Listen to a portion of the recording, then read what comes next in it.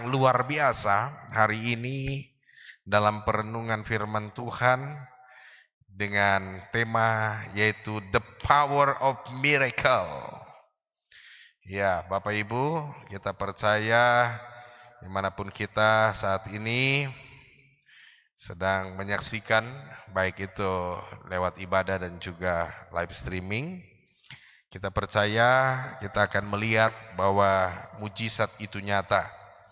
Ya, bahwa Natal juga adalah mujizat Bapak Ibu Saudara.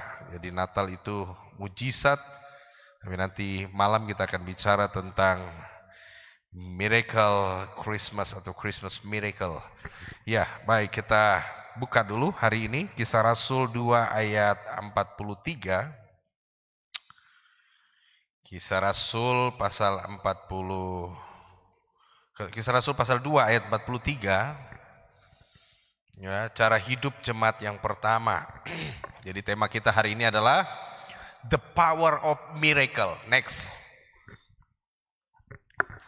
Kita baca sama-sama. Kisah Rasul 2 ayat 43 dan 44. Saya jemput kita bangkit berdiri. Di bawah judul perikop cara hidup jemaat yang pertama. Maka ketakutanlah mereka semua, sedang rasul-rasul itu mengadakan banyak mujizat dan tanda. Ayat 44. Dan semua orang yang telah menjadi percaya tetap bersatu, dan segala kepunyaan mereka adalah kepunyaan bersama. Terima kasih, boleh kembali ke tempat duduk. Next. Saudaraku yang terkasih di dalam Yesus Kristus, bahwa dalam pendahuluan saya catat di sini bahwa mujizat menghadirkan suatu kegentaran yang dahsyat akan kuasa Tuhan, mengubah haluan berpikir seseorang, bahkan membuatnya menerima Tuhan Yesus sebagai Tuhan dan Juru Selamat. Saudaraku yang terkasih dalam Kristus, mujizat dikala para murid, para rasul, ya, dalam jemaat pertama tanda heran terjadi, mujizat-mujizat terjadi, kuasa kesembuhan, kuasa tanda heran, kuasa kebangkitan, kuasa pemulihan terjadi dikala gereja pertama, saudara. Dan apa yang terjadi? Mereka sangat takut. Mereka sangat takut, saudara. Bahkan di sana dikatakan dengan jelas bahwa mereka menjadi percaya, dan lewat mujizat itu mereka bersatu. Dan kesatuan itu menyebabkan mereka semua kepunyaan yang mereka miliki dibagi-bagikan untuk semua juga menikmati. Ini adalah suatu kuasa Tuhan yang luar biasa. The power of miracle. Kuasa mujizat itu mengubah orang, saudara. Berapa banyak dari kita yang bertobat gara-gara mujizat? Betul gak, saudara? Banyak orang, saudara. Tadinya dia adalah pemabuk berat. Tiba-tiba begini, dia sakit. Setelah dia sakit, saudara, bertahun-tahun didoakan dan sembuh. Hari itu juga dia komitmen, saya bertobat. Ya kan? Banyak orang, saudara, diselamatkan dari semua kecelakaan, diselamatkan dari sebuah masalah, dan dia berkomitmen karena dia lihat mujizat Tuhan. The power of miracle mengubah haluan hidupnya, sehingga mereka benar-benar mencari Tuhan, percaya kepada Tuhan, tanda heran Tuhan yang besar. Jadi saudaraku yang terkasih dalam Kristus, jangan pandang remeh mujizat, saudara. Sebab mujizat itu yang bisa mengubah haluan orang, arah langkah hidup orang, saudara. Kekristenan tanpa mujizat, saya percaya kekristenan yang mati. Tapi kekristenan dengan mujizat itu tandanya Allah hadir lewat kekristenan. Jadi saudara, kita perlu dan butuh mujizat sampai hari ini. Kita harus bersyukur bahwa gereja kita sampai hari ini, GBI Sorong International Christian Community, selalu mengalami mujizat-mujizat yang luar biasa. Ya, selalu mengalami mujizat yang luar biasa. Bahwa tadi malam sekitar jam 2 malam, saya dapat WA dari jemaat kita. Dan dia katakan, Pak Pendeta, puji Tuhan, saya lulus P3K. Haleluya. Wow, itu mujizat saudara. Sebab mengapa saya katakan mujizat? Wah, banyak pergumulan saudara. Mulai dari pemberkasan, nama yang berbeda, jadi harus disesuaikan. Wah, banyak saudara. Ya, jadi mungkin namanya juga kan kadang-kadang dalam ijazah, kadang-kadang pengetikan ada terjadi kesalahan dan seterusnya. Itu jadi tanda masalah saudara. Tapi kita doa berhasil, tembus. Kemudian ujian, berdoa dan akhirnya lulus.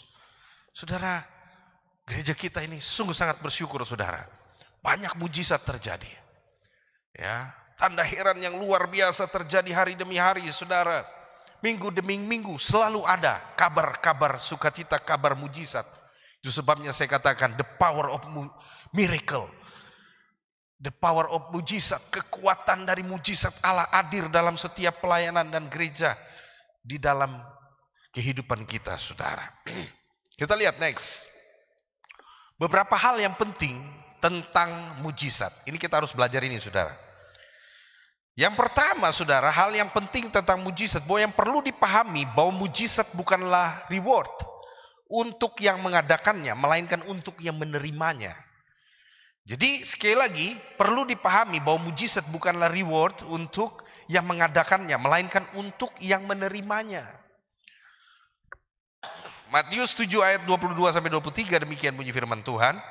Pada hari terakhir banyak orang akan berseru kepadaku, Tuhan, Tuhan, bukankah kami bernubuat demi namamu dan mengusir setan demi namamu dan mengadakan banyak mujizat demi namamu juga?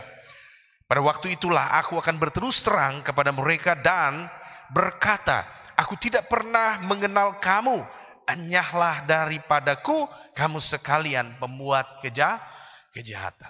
Jadi sekali lagi saudara, ayat ini sedang menjelaskan kepada kita bahwa kita harus memahami bahwa mujizat bukanlah reward untuk yang mengadakannya, melainkan untuk yang menerimanya. Jadi mujizat itu saudara dihadirkan oleh Tuhan lewat siapa saja. Bisa lewat anak kecil yang berdoa, bisa lewat orang dewasa, bisa juga kepada orang yang baru mendengar pertama kali berita Injil lalu dia mempraktekkan berita Injil, mujizat terjadi bisa. Tapi sekali lagi mujizat itu adalah sarana untuk Tuhan memperlihatkan kuasanya. Sekali lagi bukan sesuatu yang membuat saudara masuk surga, ya, gitu ya.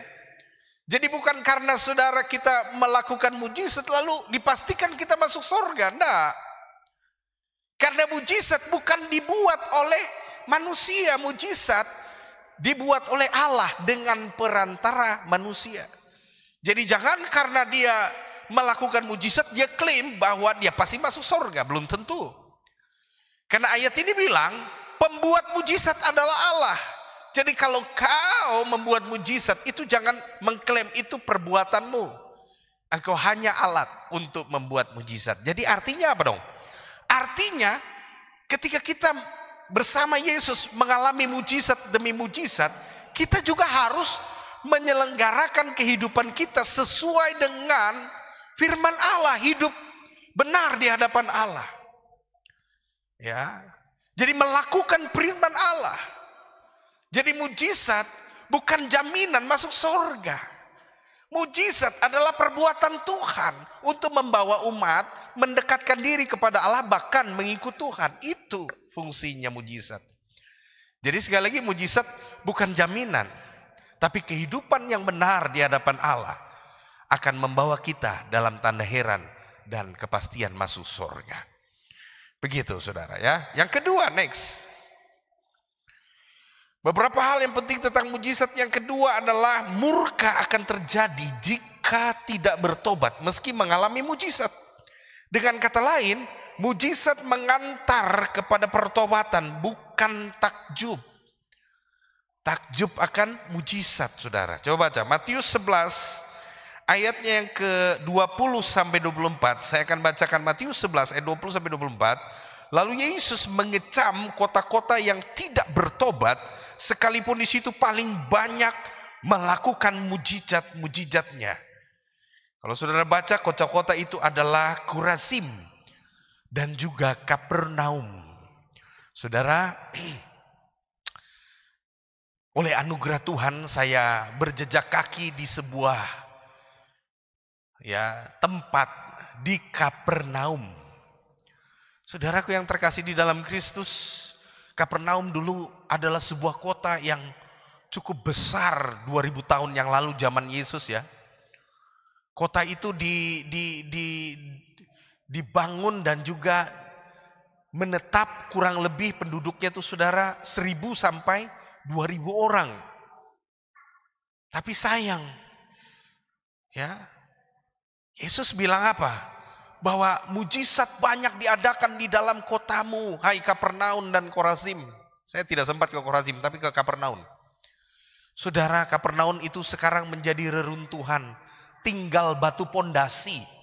Tinggal batu pondasinya saja, bangunan sudah tidak ada. Bait sucinya, tinggal apa saudara? Bait sucinya tinggal temboknya masih ada, dindingnya masih ada, tapi atap sudah tidak ada. Ya. Padahal di situ saudara, Yesus menyembuhkan mertua Petrus. Yesus punya jemaat pertama, gereja pertama saudara, persekutuan doa pertama Yesus Kristus itu di Kapernaum. Di Kapernaum itulah Yesus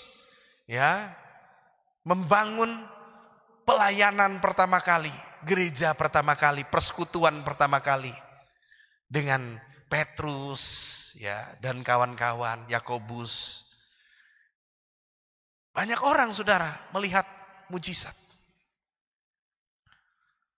Bahkan kalau tidak salah, di situ jugalah di mana ada orang mengusung, 4 orang mengusung yang lumpuh dan membongkar atap rumah, menurunkan lewat tali di hadapan Yesus dan Yesus menyembuhkannya. Banyak mujizat saudara di kota Kapernaum. Ya. Yesus ada di bait Allah, orang sakit datang disembuhkan di bait Allah saudara. Di Kapernaum. Tapi kesian, kota itu jadi reruntuhan, rata saudara, tinggal pondasi. Sampai sekarang tidak ada pembangunan di kota itu saudara. Ya. Ada museum saja dibangun satu di situ, tapi tidak ada yang lain, tidak ada tempat pemukiman penduduk di situ, sudah rata, tinggal pondasi sampai lihat ujung-ujung ke sana kiri kanan, sisa pondasi-pondasi zaman dulu. Tuhan bilang apa? Karena Tuhan murka. Kapernaum lihat mujizat, tanda heran setiap waktu, tapi mereka sekali-kali tidak bertobat, saudara. Saya rindu khotbah hari ini mengingatkan kita, buat kita yang hadir juga yang menyaksikan lewat live streaming. Gereja Bethel Sorong International Christian Community itu mujizatnya, tanda herannya macam-macam saudara. Tiap waktu ada mujizat. Ya. Di gereja kita didoakan saudara, orang kerasukan sampai muntah-muntah lalu dilepaskan dan disembuhkan. Pernah lewat pelayanan SICC, orang buta didoakan melihat saudara. Dalam pelayanan SICC orang tuli sebelah, tuli salah satu telinganya dan didoakan seketika sembuh saudara. Jemaat Tuhan di SICC yang muntah darah didoakan seketika muntah darah itu hilang saudara. Di SICC juga saudara ada orang lumpuh. 3 hari tidak bisa bangun, didoakan seketika itu juga bangkit berjalan, besok pagi sudah masuk kantor. Padahal 1 minggu izin dari sakit tidak masuk kantor. Begitu banyak tanda heran mujizat perbuatan Tuhan di gereja Sorong International Christian Community ini. Tapi saya rindu kita semua harus bertobat saudara. 2024 jemaat-jemaat yang malas beribadah, ayo, saya mengajak harus mulai beribadah. Bukankah gereja kita seperti yang mengalami mujizat di zaman Yesus? Masa kita melihat mujizat, mendengar kesaksian, kita juga mengalami, tapi kita menjadi orang-orang yang tidak mau bertobat. Ya, bertobat dari apa? Bertobat dari kebiasaan malas sembahyang. Ya, jadi saya meminta kita semua harus berubah. Kita jangan seperti Kapernaum dan Korazim, rata tinggal fondasi. Ya, kenapa itu terjadi? Mujizat banyak, tapi mereka bilang, biasa, gereja kami tiap hari mujizat kok, biasa itu. Yang begitu Tuhan murka nanti. Kita tidak boleh seperti itu, saudara. Kita jadi orang-orang yang taat dan bertobat. Kita menjadi orang-orang yang setia dengan Tuhan. Ya, kita harus berubah, saudara. Kita harus berubah menjadi orang-orang yang sungguh-sungguh mengasihi Tuhan. Next, beberapa hal tentang mujizat. Bahwa yang ketiga, mujizat dapat dilakukan oleh siapa saja dengan iman kepada Yesus, kepada nama Yesus. Markus 9 ayat 38 sampai 40, kata Yohanes kepada Yesus, "Guru, kami telah melihat seorang yang bukan pengikut kita mengusir setan demi namamu. Lalu kami cegah orang itu karena ia bukan pengikut kita." Tetapi kata Yesus, "Jangan kamu cegah, sebab tidak seorang pun yang telah mengadakan mujizat demi namaku dan dapat seketika itu juga mengumpat aku. Barang siapa tidak melawan kita, ia ada di pihak kita." Jadi saudaraku yang terkasih dalam Kristus, ada orang melakukan mujizat setelah melihat untuk pertama kalinya Yesus melakukan mujizat. Mengikuti pengajaran Yesus untuk pertama kalinya. Dan untuk pertama kalinya juga dia mempraktekkan dengan iman kepada Yesus untuk mujizat terjadi. Dan terjadi. Para murid merasa sesuatu yang aneh. Mereka melarang. Karena dianggap itu orang baru. Kamu belum saatnya buat mujizat. Kamu masih orang baru berapa hari kok kamu baru satu kali kamu melihat pengajaran, mengikuti pengajaran mujizat sudah. Udah simpan dulu. Emang begini saudara. Begini menghambat pekerjaan Tuhan. Tapi Alkitab bilang, Yesus bilang, jangan, siapapun baru pertama kali ketemu Yesus, dia praktekkan mujizat terjadi, dia bersama kita. Jadi saudara, mujizat itu ternyata siapa saja bisa alami, saudara. Siapapun dia, orang yang baru pertama menerima pengajaran, mendengar khotbah, mengalami kasih Tuhan, dia mempraktekkan mujizat terjadi. Orang kecil, besar, tua, siapapun dia, latar belakang apapun juga. Makanya the power of miracle, ada kuasa dalam mujizat kepada Yesus. Iman kepada Yesus itu saudara. Next, kita akan melihat apa tujuannya Allah buat mujizat bagi kita. Apa tujuannya Allah buat mujizat bagi kita? Yang pertama, agar kita mengakui Tuhan Yesus sebagai Tuhan dan Juru Selamat. Yohanes 6 ayat 14.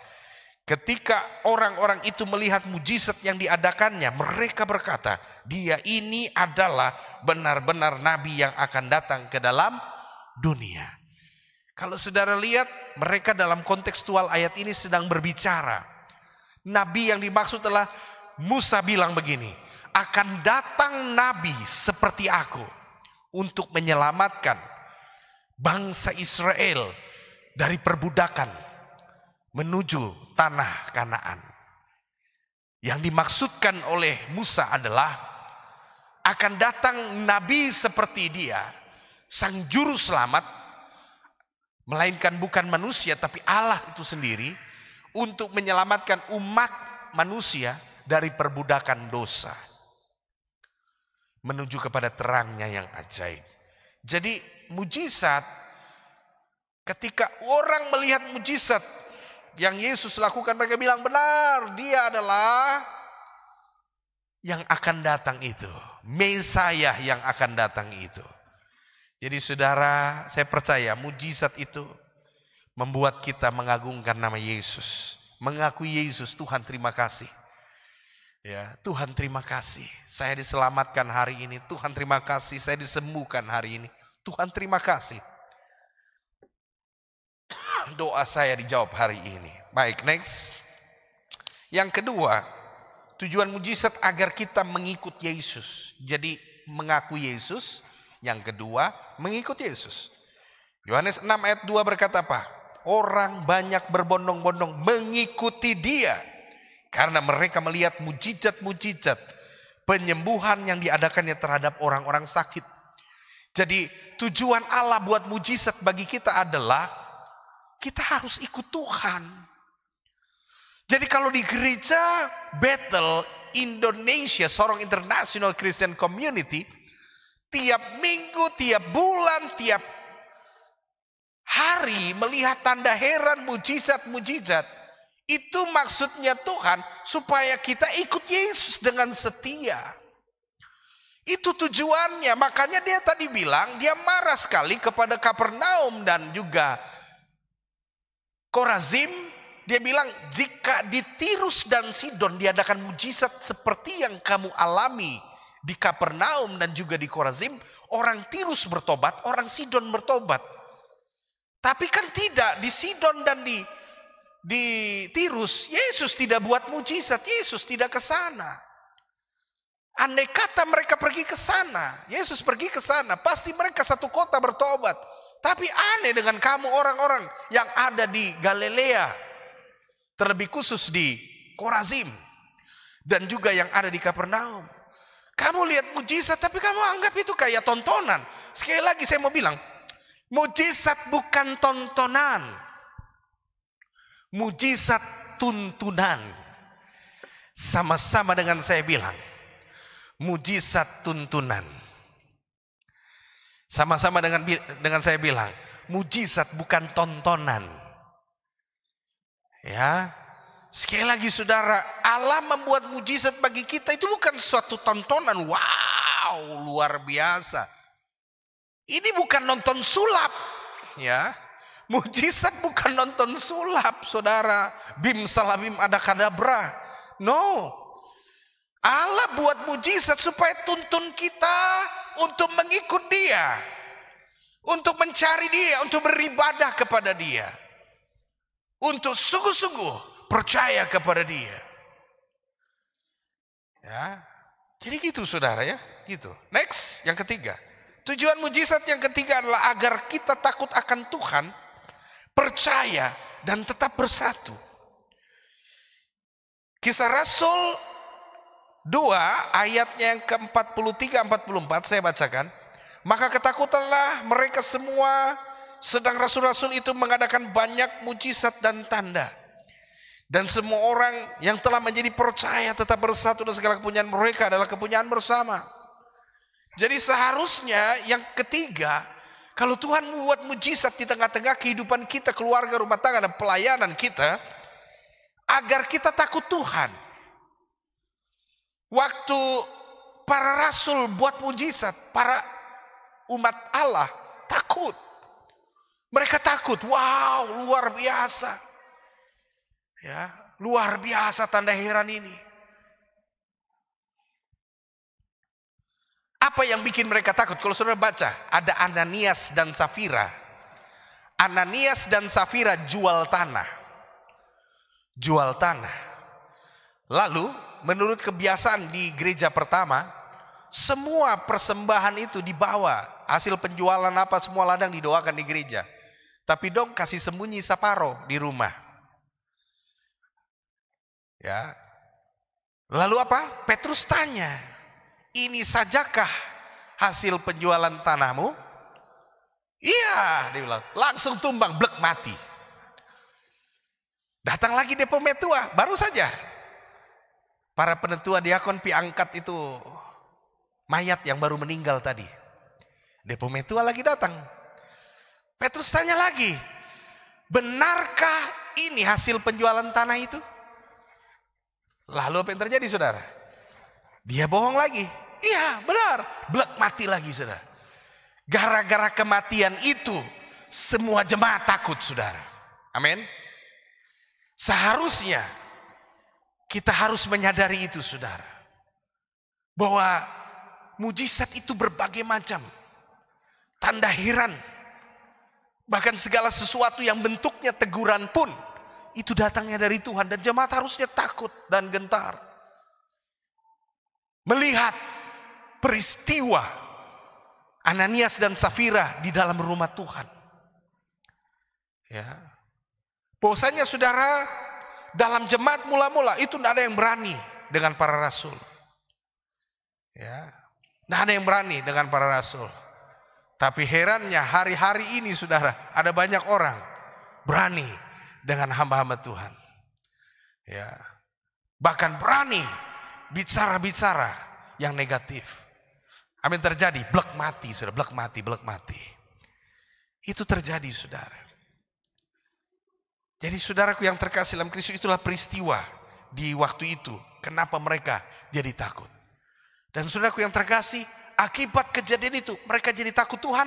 Lalu mereka percaya bahwa Tuhan ada, ketakutan yang hebat. Lalu mereka menjadi bersatu. Jadi kalau mujizat sebenarnya tujuannya untuk membuat kita menjadi satu. Bukan memecah belah.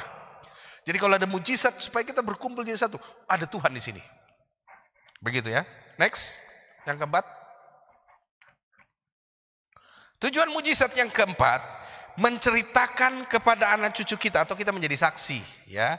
Keluaran 10 ayat 2 berkata apa? Dan supaya engkau dapat menceritakan kepada anak cucumu bagaimana aku mempermainkan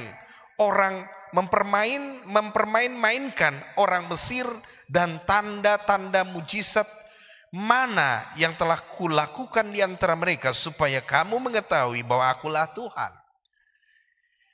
Jadi waktu Tuhan buat mujizat di tanah Mesir, Tuhan bilang tanda-tanda dan mujizat yang kubuat kepada bangsa Mesir itu seolah-olah seperti permainan-permainan saja. Wow, luar biasa ya. Dia mujizat tuh kayak mainan-mainan Tuhan saja, ya. Tapi untuk apa mujizat itu saudara bagi bangsa Israel? Mujizat itu bagi bangsa Israel adalah supaya mereka menceritakan kepada anak cucu, bersaksi bagi banyak orang. Tuhan berkata, Roh Kudus akan turun ke atasmu. Kisah Rasul 1 ayat yang ke-8, kamu akan menjadi saksiku ya, di Yerusalem, Samaria dan Yudea dan Samaria sampai ujung bumi. Jadi artinya mujizat, pencurahan Roh Kudus, tanda heran itu supaya kita jadi saksi bagi banyak orang. Next, kita lanjut. Pertanyaan terakhir. Bagaimana sih Bapak Gembala? Bapak Pendeta, saya ingin dong. Kita tadi sudah dengar bahwa mujizat itu siapa saja orang baru pertama terima pengajaran saya bisa alami mujizat. Saya juga mau dong, ya. Saya mau karena selama hidup saya belum pernah. Nah, ini nih jawabannya nih. Bagaimana mujizat bisa terjadi? Yang pertama, mujizat itu terjadi bila mana kita menjadi pemberita Injil. Atau dengan kata lain, Tuhan percayakan mujizat karena berita Injil yang kita beritakan. Kisah Rasul 14 ayat 3, Paulus dan Barnabas tinggal beberapa waktu lamanya di situ. Mereka mengajar dengan berani karena mereka percaya kepada Tuhan. Dan Tuhan menguatkan berita tentang kasih karunia-Nya dengan mengaruniakan kepada mereka kuasa untuk mengadakan tanda-tanda dan mujizat. Jadi mau mujizat terjadi, saudara, kita harus jadi saksi Kristus. Kita harus, karena Tuhan itu hanya membuat mujizat bagi orang yang tidak menyimpan talentanya. Saudara, mujizat itu bagai talenta. Jadi kita alami mujizat, kita alami tanda heran, itu seperti talenta yang dipercayakan ini. Dikasih 1 talenta, kita kembangkan jadi 2. Dikasih 5 mujizat talenta, kita kembangkan jadi 10. Demikian dan seterusnya. Jadi mujizat hanya terjadi kalau kita sebagai orang yang selalu bersaksi nama Tuhan. Ya. Di story kita bilang, puji Tuhan. Hari ini hari berbahagia, Tuhan tolong saya. Saudara, engkau tidak malu mengagungkan nama Tuhan Yesus, kau akan alami mujizat. Ya. Jadi story kita saudara harus yang memuliakan nama Tuhan. Ya. Sekali-sekali sedih nggak apa-apa, sekali-sekali susah nggak apa-apa. Tapi ada kalanya waktu kalau saudara mengalami mujizat, jangan sembunyikan, jangan kubur kesaksian itu. Taruh di storymu. story WA-mu, story IG-mu, story Facebook-mu, ya, story TikTok-mu mungkin. Di media sosial upload, bahkan engkau buat video singkat. Wow, tadi saya ditolong Tuhan. Saya hampir kecelakaan, tapi Tuhan tolong saya. Wow, tadi saya mengalami kesulitan, tapi hari ini saya mendapat doa yang dijawab. Sesingkat itu, tapi orang dengar, wow, luar biasa. Yesus yang dia sembah sedang menolongnya. Itu jadi kesaksian, saudara. Ya, itu jadi kesaksian yang luar biasa. Dan karena Tuhan itu kan dia suka kita expose ya, saudara. Tuhan Yesus paling senang kita beritakan, kita ceritakan. Yesus bilang, malaikat, adakan mujizat lagi. Kirim mujizat yang lebih banyak buat orang yang mau bersaksi itu. Supaya dengan dia jadi surat Kristus yang dibaca semua orang. Jadi orang-orang yang mengalami banyak mujizat adalah orang-orang yang suka bersaksi dengan orang. Wih, saya tadi ditolong Tuhan loh. Tuhan Yesus saya itu hebat, luar biasa. Ya, luar biasa. Saya gitu, saudara. Saya dengan siapa saja saya suka bersaksi. Bahkan kepada orang-orang yang bukan seiman, saya tetap bersaksi Yesus yang saya sembah. Ya. Dan saya percaya, saudara, kesaksian itu menyebabkan banyak mujizat yang saya alami. Next, yang kedua, bahwa mujizat itu bisa terjadi saat kita hidup oleh Roh. Jadi yang kedua, saudara, 1 Korintus 12 ayat 10, kepada yang seorang roh memberikan kuasa untuk mengadakan mujizat. Roh, saudara. Roh yang seorang untuk memberikan mujizat. Jadi mengadakan mujizat itu terjadi kalau kita hidup oleh Roh. Jadi biarkan hidup kita dituntut oleh Roh Allah. Karena Roh Allah yang memenuhi hidup kita akan terus membawa mujizat itu, tanda heran itu terjadi sehari demi sehari. Next, yang ketiga. Kita lihat yang ketiga itu lewat doa dan menyanyikan puji-pujian. Jadi sering-seringlah menyembah, memuji Tuhan, sering-seringlah berdoa. Karena makin banyak doa, makin banyak mujizat. Kisah Rasul 16 ayat 25 sampai 26. Izinkan saya membacanya. Tetapi kira-kira tengah malam, Paulus dan Silas berdoa dan menyanyikan puji-pujian kepada Allah, dan orang-orang hukuman lainnya mendengarkan mereka. Akan tetapi terjadilah gempa bumi yang hebat, sehingga sendi-sendi penjara itu goyah, dan seketika itu juga terbukalah semua pintu dan terlepaslah belenggu mereka semua. Terbuka, terlepas, saudara. Wow, karena pujian dan doa dan puji-pujian yang mereka naikkan. Wow, saudara, belenggu terlepas. Ini benar-benar, saudara, penjara tuh goyah, pintu-pintu semua terbuka, gembok-gembok terlepas, gembok di tangan, gembok di sel, terbuka semua. Kepala penjara itu lihat semua terbuka, mereka pikir tawanan lari, dan dia berlutut di tengah-tengah penjara, dia huduskan pedang, dia ingin menyembelih dirinya sendiri, ingin bunuh diri.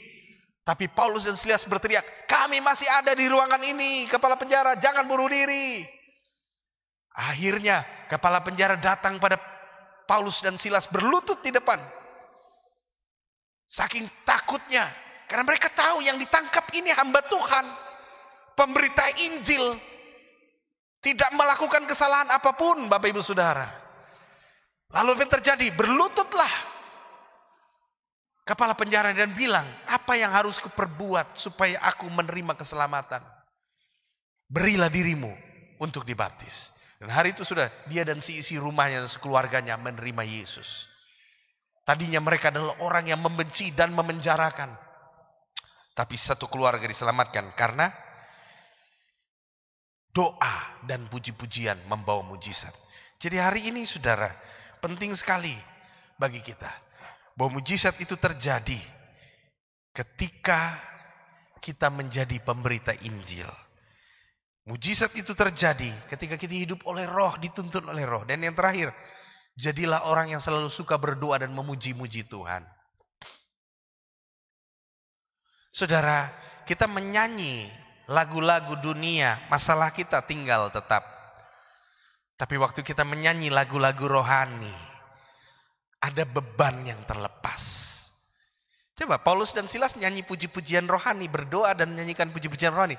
Beban mereka terlepas. Belenggu di tangan, penjara yang menghambat. Akses hidup mereka terbuka. Saya percaya hari ini mungkin kita nggak dipenjara secara nyata. Tapi kita dipenjara oleh masalah, kita dibelenggu oleh masalah-masalah kita. Tapi kita menjadi orang yang berdoa. Kita menjadi orang yang mau menyanyikan puji-pujian. Jangan nyanyi lagu-lagu dunia. Boleh saja, enggak dilarang saudara. Silahkan menyanyi lagu dunia, tapi juga nyanyi lagu rohani dong gitu. Ya, ada waktu juga kita nyanyi lagu rohani. Karena banyak orang saudara menyanyikan lagu rohani itu disembuhkan. Dulu ya, waktu saya masih remaja, kita masih ikut ibadah ya. Masih jadi pelayan, saya masih jadi singer saudara. Ya, singer-singer di gereja gitu ya. Kita dengar satu kesaksian. Jadi bapak ini saudara adalah tetangga majelis jemaat di gereja itu. Ya. Jadi kesaksiannya begini, dia cerita. Dia sudah masuk gereja, dia sembuh saudara. Tadinya sakit. Dia bilang begini, setiap hari Minggu, bahkan setiap pagi sebelum ke kantor, saya tuh selalu mendengar dari rumah belakang saya, itu lagu-lagu rohani. Diputar oleh si bapak yang jadi majelis di gereja. Dia bilang setiap hari, kurang lebih 1 tahun lamanya, dia tuh sakit saudara. Tapi setiap pagi dia dengar lagu-lagu rohani yang diputar sebelum bapak majelis ini pergi ke kantor. Dia dengar saudara. Dan suatu waktu, tiba-tiba tanpa ada yang mendoakan, hanya mendengar puji-pujian yang diputar, lagu-lagu rohaninya orang ya biasa, orang-orang Kristen ya, sembuh seketika saudara. Ya, akhirnya dia bersaksi di gereja karena dengar lagu rohani dia disembuhkan dan dia terima Yesus sebagai Tuhan Juru Selamat. Sudah tahukah bahwa ternyata puji-pujian tuh nggak main-main saudara. Puji-pujiannya gereja ya, puji-pujiannya orang Kristen. Kalau diputar, saudara susah tidur, putar saja lagu rohani, tidur saudara. Ya, karena temannya Ibu Gembala pernah cerita, saya kalau tidur siang tuh susah katanya. Padahal dia bukan Kristen saudara. Jadi dia bilang dia selalu putar di HP-nya tuh lagu rohani orang Kristen. Kalau diputar dia bilang saya tidur nyenyak. Ini kesaksian nyata saudara. Ya, karena puji-pujian itu mengandung kuasa. Silas dan Paulus yang terbelenggu terlepas. Jadi jangan pandang remeh saudara puji-pujian. Kalau saudara nyanyi lagu-lagu di gereja saat ibadah dimulai, kita nyanyi sungguh-sungguh, bebanmu pasti terlepas. Ya, tapi kalau cuma nyanyi malas-malas ya nggak bisa saudara. Karena Tuhan bilang dia kan lihat orangnya, nyanyi serius nggak nih? Mengalami nggak tuh lagu? Kalau kita mengalami itu lagu, saudara kita pasti dilepaskan. Oke, next penutup. Jadi Bapak Ibu Saudara, dalam penutup saya sampaikan bahwa setelah kita memahami segala hal tentang mujizat yang dahsyat dari perbuatan Tuhan, marilah kita memenuhi tujuan Tuhan melalui mujizat. Yaitu apa? Tuhan punya tujuan kalau mujizat terjadi dalam kehidupan kita apa? Agar kita mengakui, agar kita mengikut Yesus, agar kita tetap percaya, agar kita tetap bersatu, dan agar kita menjadi saksi Kristus. Itu tujuan mujizat. Sekali lagi, mujizat bukan tontonan. Mujizat adalah tuntunan agar kita percaya dan mengasihi, mengikut Tuhan dengan setia. Damai sejahtera dari Kristus menyertai kita. Amin. Kita nyanyi pujian bersama.